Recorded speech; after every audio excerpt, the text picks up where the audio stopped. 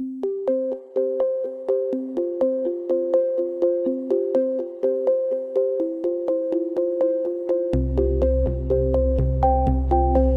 and welcome to this next module. In this module, we're going to be discussing the business case theme and that justification that we know needs to exist for the project and be maintained in the project's business case document itself. Now, this module, like all of the theme modules, takes your prior learning into account. So we're assuming that you have at least completed the foundation level training, and ideally that you have already sat and passed the foundation exam. If it's been a little while since you did that, then you may need to review the foundation module. But of course, if you did it quite recently, you should be up to speed. If you still have access to it, then do that. If you don't, then at the very least, review Chapter 6 in line with the foundation syllabus document and ensure that those foundation level learning objectives have been achieved. We're going to review the key concepts in the business case, as well as look at the management products associated with the business case theme. That's the business case and benefits management approach. And then we'll look at all of the members of the project management team and what roles and responsibilities or what activities they need to carry out that relate to the theme. So there's a number of key concepts that we need to revise or to bring back to the forefront of our memory, if you like. And the first of those is the concept of outputs, outcomes, and benefits. And then, of course, we'll speak about disbenefits as well. Now, you will recall, of course, that an output is a specialist product. It can be tangible or intangible, but it's one of the products that is delivered within the scope of the project. An outcome is a result of the change that is derived from using the output. In other words, the creation of the product causes something to be different. That difference we call the outcome. Now, as a result of that outcome, there should be a measurable improvement that results. And that measurable improvement we call the benefit. So the output is the product. The outcome is the change that product delivers or is derived from that product existing, and the benefit is the measurable improvement that results from the outcome. So we could say that we're refurbishing a grocery store or something like that. The specialist product could be the new shelving systems. The outcome is the ability to display a wider range of stock, and the benefit would be a measurable improvement in profits as a result of having a wider range of products to display. Now, sometimes, and in most occasions actually in every project, there's typically at least one or two what we call disbenefits. Now, a disbenefit could be, it's an outcome anyway that is perceived as negative by one or more of the stakeholders. So a disbenefit in that example could be, as a result of the additional storage, we can only actually fit 10% less people in the store at any one point in time. And although that would mean at the peak periods, turnover might be slightly lower, but in general, there's still a net gain. So we have to consider the benefits that the project or that the product will deliver, and then we have to subtract from that what we call our disbenefits, and what we have left behind are the net benefits. And in calculating a return on investment, we always have to consider the net benefits rather than the expected benefits, because there's always likely to be some disbenefits. Typical disbenefits will relate to things like, another project in the organization having to be delayed because this project is more important, perhaps a drop in staff morale or these types of things. Every project typically has some disbenefit, and we really have to consider it and subtract it from the benefits before we do our calculations on the return on investment. Now, the Prince2 business case is a document that evolves, being created initially in the outline form and the starting up a project process, and then eventually becoming a detailed, more detailed, thorough business case in the initiating a project process, and then it'll be maintained on an ongoing basis during the managing a stage boundary process and so on. Let's have a look at figure 6.2 that describes the development path of the business case. So you'll see this diagram shows primarily, we read it from left to right, it's the pre-project period. We know that's starting up a project process. This is where we create the outline business case. In the initiation stage, during the initiating a project process, we create the detailed business case. So that's called developing the business case. That's getting the information together in order to create a firm document upon which some decisions can be made. Once the detailed business case is approved, we go to the subsequent delivery stages. Now, this is where the controlling a stage process is executing the stages, the team managers are creating products, and on a stage-by-stage basis, we will maintain the business case. Now, this is as part of one of the activities of the managing a stage boundary process. You'll recall the activity is called Update the Business Case, and it's fairly straightforward. That's the point in time at which we would constantly update the business case itself. Now, the information in the business case which we are updating would be anything that is potentially changed. So during the execution of the stage, there may have been some deviation from planned cost, planned timescales, for example. The project could be taking longer to deliver than we originally thought, and certainly, and very often quite likely, costing more than it was originally anticipated. So the business case draws its information, if you like, from the project plan. So as part of managing a stage boundary, once we've updated the project plan, we then update the business case, and we would record the real expected costs and time frame, for example, of the project based on the best known information at a point in time. So the business case is a live document, and it needs to reflect the truth now, not the situation at the beginning. So we don't just use a business case as a means of eliciting an investment from the commissioning organization, in other words, for getting the project approved and for getting someone to pay for the project. We use it on an ongoing basis to continually demonstrate back that this continued investment is still worthwhile. Now, there could also, of course, have been, as a result of any change in circumstance, some change or some variance to the expected benefits of the project. The business case also defines or details what the expected benefits are. So if there's any change to the costs, the timescales, the risk exposure, anything like that, as well as any variance to the expected benefits, that would need to be reflected in the project's business case. So just going back to the diagram, then you see that at the end of each stage, we verify this updated business case. So by verify, we mean assessing that it is still viable. So that process of continually updating the business case, we call maintaining a business case. And then it'll be updated for the last time, really right at the end of the project during the closing a project process. Now, at that point in time, the project's business case is really final. It's a reflection of the investment position at the end of the project. And then the benefits management approach kicks in. So the benefits management approach, which we'll look at in a little more detail in just a minute, but that's the document that defines how we're going to measure all of the expected benefits. So it doesn't necessarily define what the benefits are, but rather it's an approach to measuring and reviewing the benefits, typically post-project. Remember, benefits, we say typically benefits accrue post-project, but there may be situations where benefits are delivered during the execution of the project as part of some phased release or phased handover. Okay, so that's the development path then of the business case. We develop, we verify, we maintain, and confirm. Now, on any Prince2 project, remember the Prince2 is based on a customer-supplier environment. In any customer-supplier environment or in a customer-supplier relationship, there's likely to be at least two different business cases. The one business case represents the customer's reason for investing in the solution, and the second business case is the supplier's business case, which documents their reason for being willing to build the solution for the customer. Now, notwithstanding the fact that, of course, in a smaller project, in an internal project, the customer and the supplier can come from the same organization, even in circumstances like that, many organizations sort of divide themselves up into business units, and each business unit needs to remain profitable in its own right. And so the supplier business unit will be charging their services out, if you like, to the customer business unit. So even in an internal project, there's still some need to ensure viability from both the customer and the supplier interests. So remember that the executive owns the business case. In Prince2, when we're talking about the business case in Prince2, we're talking about the customer's business case.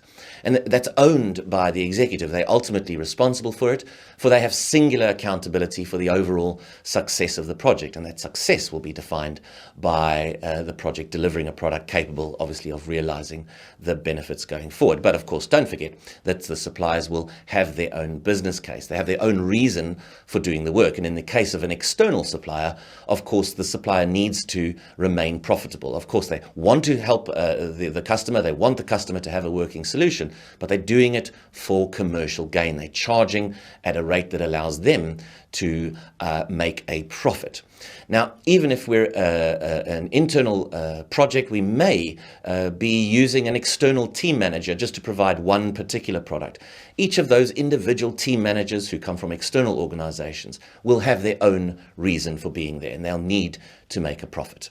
So just bear that in mind, that when we're talking about the business case, we're looking at it from the customer's perspective. But remember that suppliers will also have their own reason for being there and their own business case. And we can't expect suppliers to be making decisions in the interests of the customer. They're likely to want to make decisions in the interests of their own business case. So when decisions need to be made or issues occur that need to be escalated to the board, and decisions need to be made that affect the commercial or the financial viability of the project, remember, that's really going to be an executive decision to be made. Now, senior users may not necessarily be too interested in the commercial aspects of the project. Their main interest is in the product. They want the thing to work. They want a solution to a problem that they've had. And so to that extent, remember, the executive is the kingpin as far as all things financial and business orientated go on that project board. With respect to the management products that relate to this theme, we're dealing essentially with the business case and the benefits management approach. Let's go and have a look at those now in Appendix A. We'll start with the business case. It's entry A2. So the business case will contain, and we're assuming we're dealing with a detailed business case here, an executive summary, which of course is for the executive audience, the really quite senior audience, highlights key points, including of course the benefits and the return on investment. That's going to be of most interest to that audience. Now, the reasons heading in the business case defines the reasons for undertaking the project. Essentially, is a description of the problem that's being faced or an opportunity that's been identified. So remember that reasons exist in the now. They're a present tense. We have a problem now, and it needs to be solved.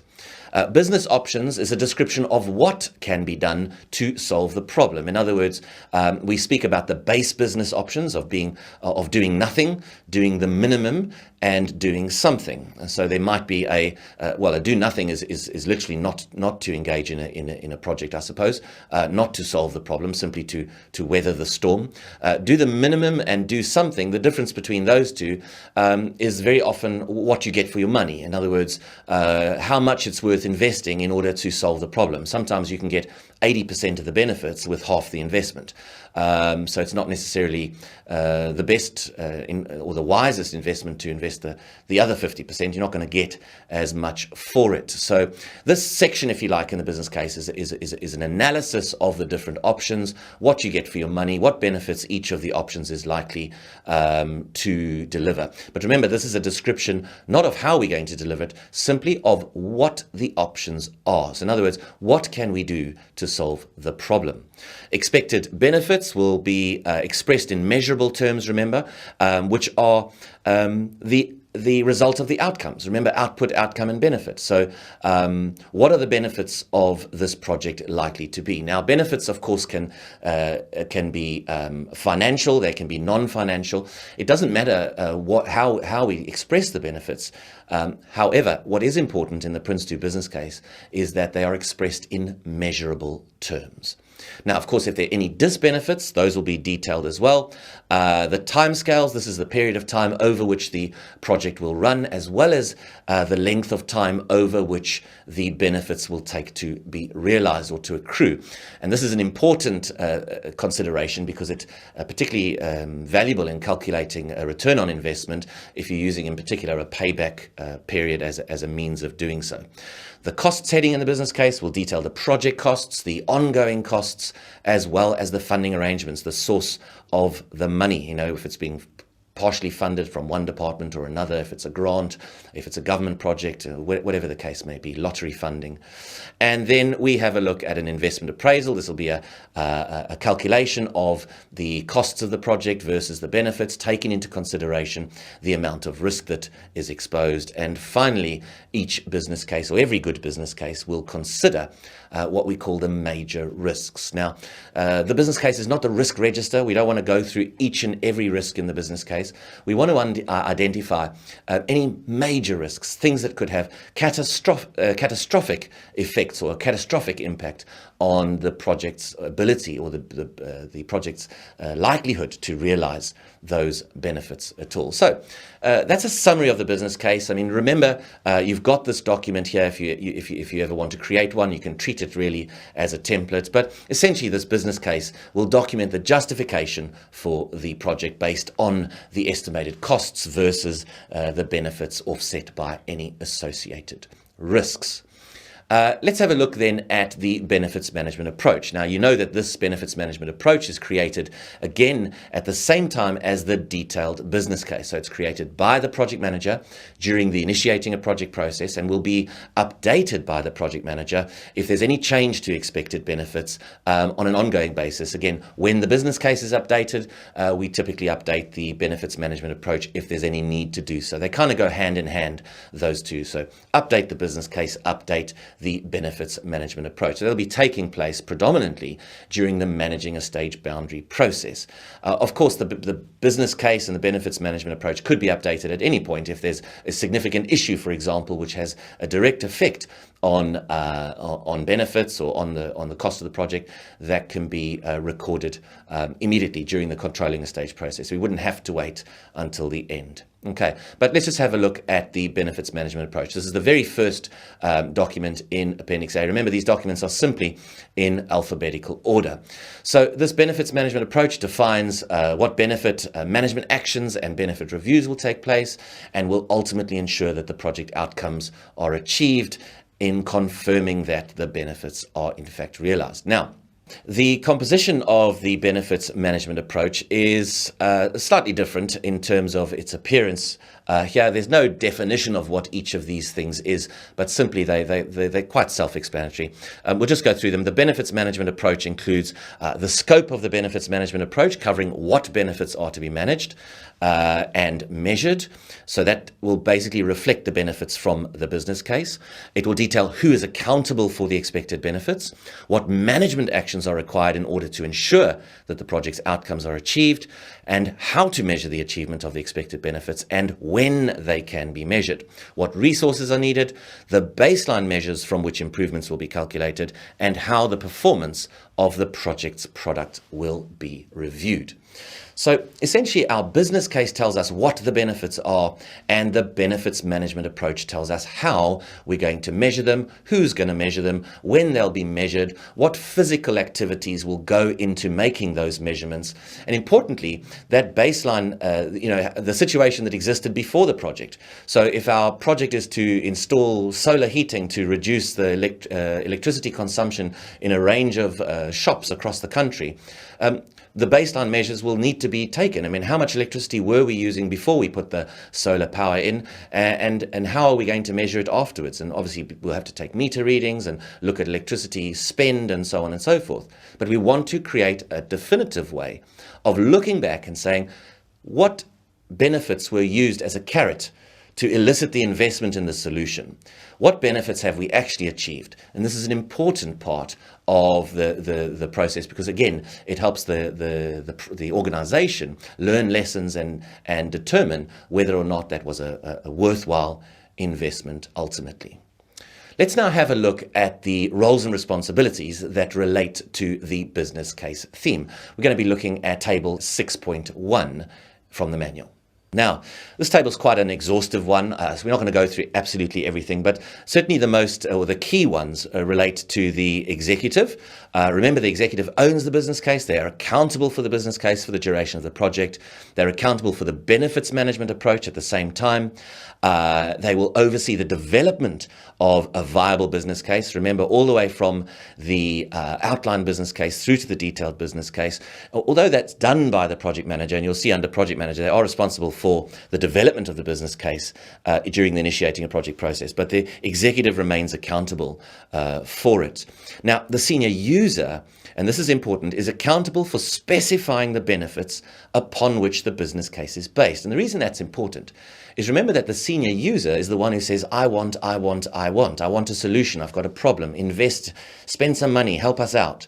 So the organization invests, they deliver a project, and the senior user gets what they want. They get a new system that helps them do their job more effectively.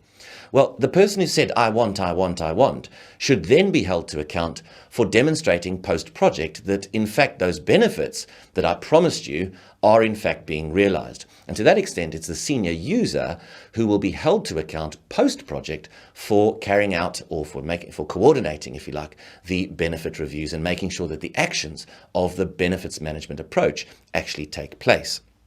So senior users, as we say, accountable for those benefits. They ensure that the outcome of the project is specified and ensure that the project produces products that will deliver the benefits, ensure that the expected benefits from the project's outcomes are realized, and will provide statements of actual benefit achievement versus forecast at those benefit reviews. In other words, action the benefit management approach. Now, again, senior supplier, important here, accountable for the supplier's business case if they exist.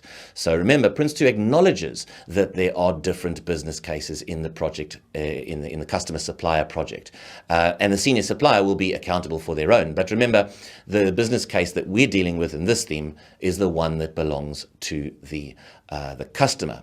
Now, project assurance will be doing the verifying and the monitoring and checking of the business case. So again, verify and monitor the business case against external events, ensure the project fits with the overall corporate strategy, monitor project finance on behalf of corporate program management of the customer, making sure that value for money solution is constantly reassessed. So those are the key responsibilities really that relate to the business case theme. It's always going to be the project board members and, of course, the project manager. But never lose sight of the fact that the executive owns the business case. We're well conscious, of course, that there is potentially a second business case on the project board, and we've got to balance those conflicting interests between the customer and the supplier for a successful Prince 2 project.